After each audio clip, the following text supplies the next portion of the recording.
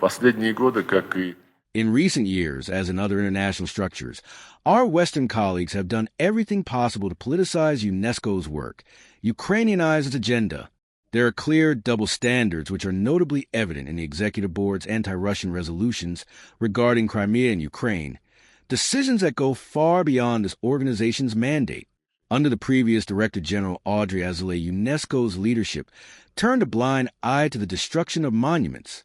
In Odessa, for instance, the monument to Catherine II, who founded the city, was destroyed. Yet, a few days later, the UNESCO Executive Board, without much hesitation, decided to include the center of Odessa in the list of World Heritage. I believe it is hard to conceive of a greater mockery of the mandate of this respected organization. The collective West's anti-Russian stance was clearly demonstrated during the Executive Board elections through massive pressure on the Global South countries, which were coerced into voting against us. Our Western adversaries succeeded in blocking the Russian candidacy, but even so, 93 member states supported us. We will, of course, actively participate in UNESCO's work in other ways and definitely submit our candidacy in the next Executive Board elections. I think by that time, much will be clearer regarding the West's actions.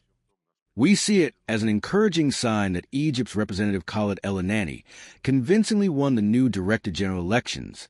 During the campaign, he advocated for reforming UNESCO, primarily through depoliticizing its activities, that is, reforming what the French Director General introduced to the organization's operation, who occupied the position before our Egyptian colleague.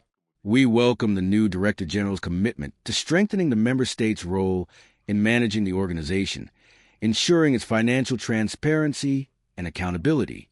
Russia is the largest donor to the Fund for the Elimination of Doping in Sport, established under the International Convention Against Doping in Sport. Since 2018, our contributions have made up 33% of the Fund's budget. Since the Fund's foundation, Russia's contributions to its budget have exceeded $5 million. For the first time, since 2022, we have been elected to the Approval Committee of the Fund for the Elimination of Doping in Sport.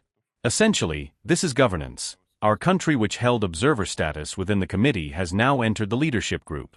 We won in a tough competition. The vote was held confidentially on an alternative basis, 4-5 hours in a separate room with observer officers. Eventually, 76 delegations supported Russia's candidacy, while 66 supported Estonia's candidacy, around which the whole collective West and Japan had rallied. Ultimately, the election to the committee showed that the global majority is ready to rally around Russia. Our active effort to restore Russia's positions in the international sports community continues.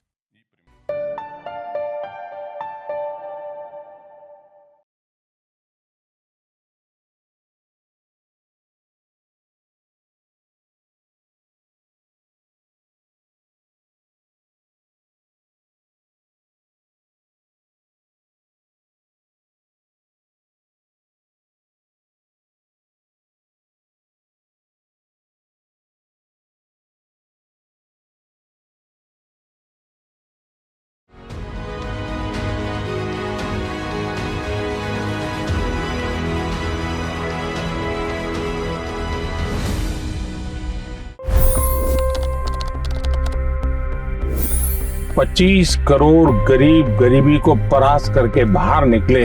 For the good of our nation, let's work together and let's truly make America great again. The fastest news breaks. Requested PM saying that look, you will have to speak to Putin and to Zelensky. The biggest news makers. The relationship with India is probably the most important bilateral relationship the US will have for the rest of this century. The capital delivered quite an election result today. Expert analysis. The million-dollar question today is how to stop this dance of death. Ground reports. I'm standing at the crossroad of the Kumbh Mela. Behind me are more than 100 entry ghats. Long-form interviews. Exclusionary politics is reflected in Manipur case as well. You don't bother because this is a small state. Deep dive into burning issues. It's often said DRC could be the richest country in the whole world. It's because of what sits underneath. Why exactly did the US topple the Sheikh Hasina government? HD videos. We don't just break news, we break it down.